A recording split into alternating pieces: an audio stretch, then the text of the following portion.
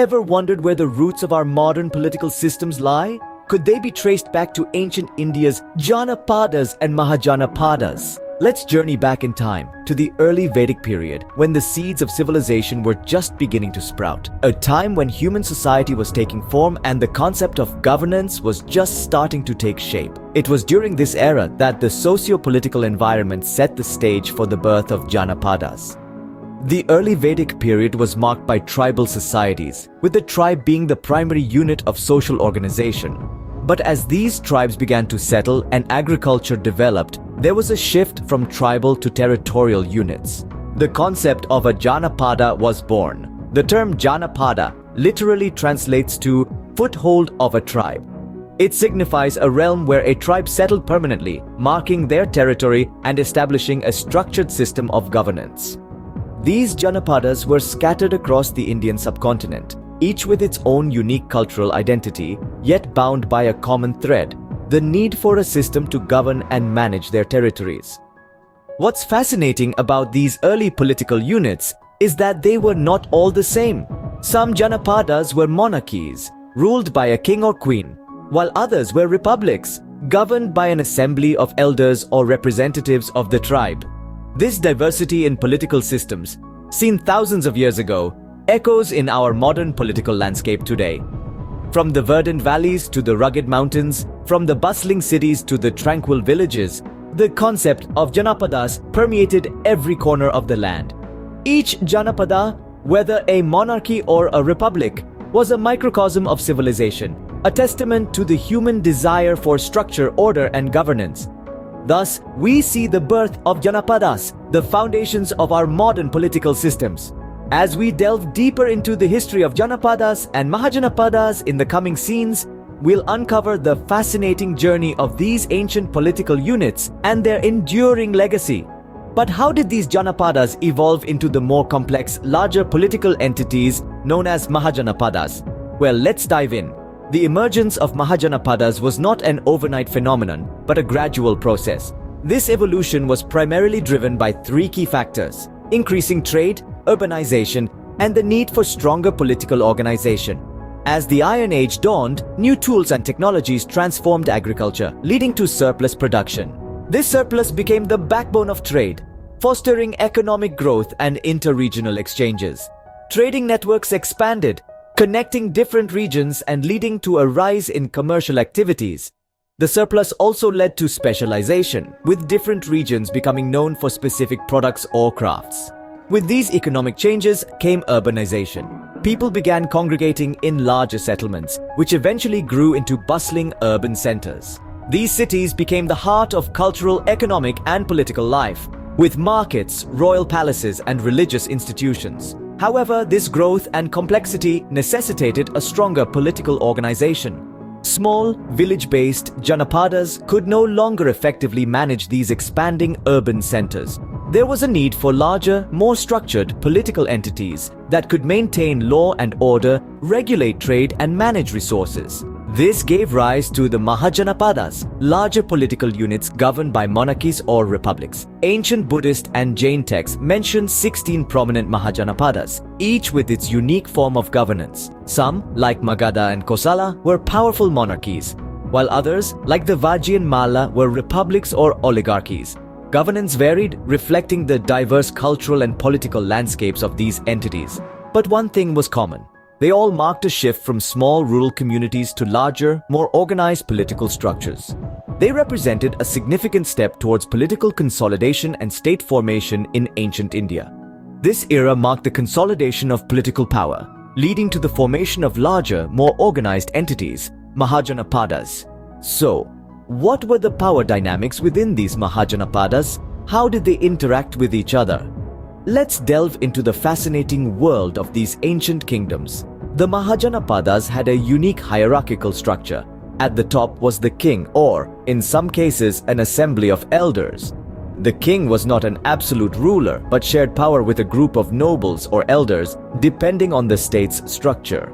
The king's duties included protection of the state, administration of justice, and supervision of public works. Often the king was also the spiritual leader, guiding his people in religious matters. The Mahajanapadas were divided into administrative divisions for efficient governance. The largest division was the Janapada, followed by the Grama, and finally the Kula. The Janapada was governed by a Janapada Mahatara, the Grama by a Grama Mahatara, and the Kula by a Kula Mahatara. This hierarchical administrative system ensured the smooth functioning of the state. Now let's talk about the interplay of power and conflict among the Mahajanapadas. They were not isolated islands. There was a constant ebb and flow of alliances and rivalries. Some Mahajanapadas sought alliances through marriages, others through treaties. Yet conflict was inevitable. Disputes over territory, resources, or succession often led to wars.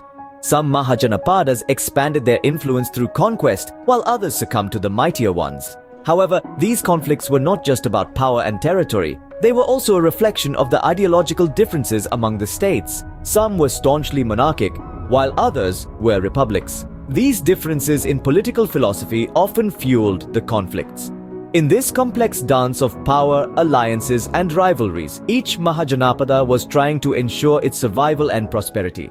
The constant negotiation of power, the struggle for resources, the battles for ideological supremacy, these dynamics shaped the Mahajanapadas, influencing their rise, their fall, and their legacy. These dynamics of power and conflict set the stage for a transformative period in Indian history. But like all great civilizations, the era of the Mahajanapadas too came to an end. How did that happen? Now, picture this. The Mahajanapadas were 16 great realms, each with its own distinct identity and governance. But as the saying goes, nothing lasts forever. The mighty Mahajanapadas too were not an exception to this universal truth. As the Mahajanapadas thrived, another power was quietly taking shape in the backdrop. The Mauryan Empire, under the astute leadership of Chandragupta Maurya, was slowly and steadily gaining strength. Chandragupta, with his strategic acumen and military prowess, managed to conquer and unify most of the Indian subcontinent. The Mahajanapadas, in their individual capacity, were no match for this emerging superpower. One by one they fell, marking the end of their reign and the beginning of the Mauryan Empire. But the story doesn't end here. During this period, two remarkable figures made their mark on the Indian subcontinent, Mahavira and Buddha. They emerged as the torchbearers of new philosophical and spiritual ideologies. Both Mahavira, the 24th Tirthankara of Jainism, and Buddha, the founder of Buddhism, preached values of peace, non-violence, and compassion. Their teachings resonated with the people, leading to the widespread acceptance of these ideologies across the subcontinent. Interestingly, their influence played a significant role in the transformation of the socio-political landscape. The teachings of Buddha and Mahavira instilled a sense of unity, tolerance, and mutual respect among the people. This shift in the societal attitude, combined with the Mauryan Empire's strategic governance, resulted in a relatively peaceful transition of power from the Mahajanapadas to the Mauryan Empire. Thus, the era of the Mahajanapadas ended, paving the way for the Mauryan Empire. But their impact on the social and political landscape was enduring. The Mahajanapadas might have ceased to exist, but they left behind a legacy that would shape the course of Indian history for centuries to come. Their saga is a testament to the ever-evolving nature of power and the indomitable spirit of human civilization. The Janapadas and Mahajanapadas might be ancient history, but their legacy is far from forgotten. What impact did they have on Indian history and culture? The influence of the Janapadas and Mahajanapadas goes beyond the confines of antiquity, permeating the very fabric of Indian politics, culture, and society. These ancient kingdoms and republics, though long gone, have left an indelible impression that continues to shape the Indian subcontinent. In politics, the Janapadas and Mahajanapadas set the foundation for the governance structures that would follow. They introduced the concept of monarchy and republicanism, shaping the political landscape of the region. The democratic principles practiced in some of the Mahajanapadas are seen by many as a precursor to modern democratic systems. In the realm of culture and society, they made significant contributions. The social structures, norms, and traditions that emerged during this era continue to influence Indian society today. The caste system, which has been a defining feature of Indian society for centuries, can be traced back to this period. In the sphere of literature, the Janapadas and Mahajanapadas were nothing short of prolific. The literary works produced during this period, such as the Jataka tales and the Upanishads, have not only shaped the literary tradition of India, but have also offered invaluable insights into the life and times of the people of that era. In the world of art and philosophy, the period of the Janapadas and Mahajanapadas was a golden age. It saw the birth of major philosophical schools of thought, such as Jainism and Buddhism.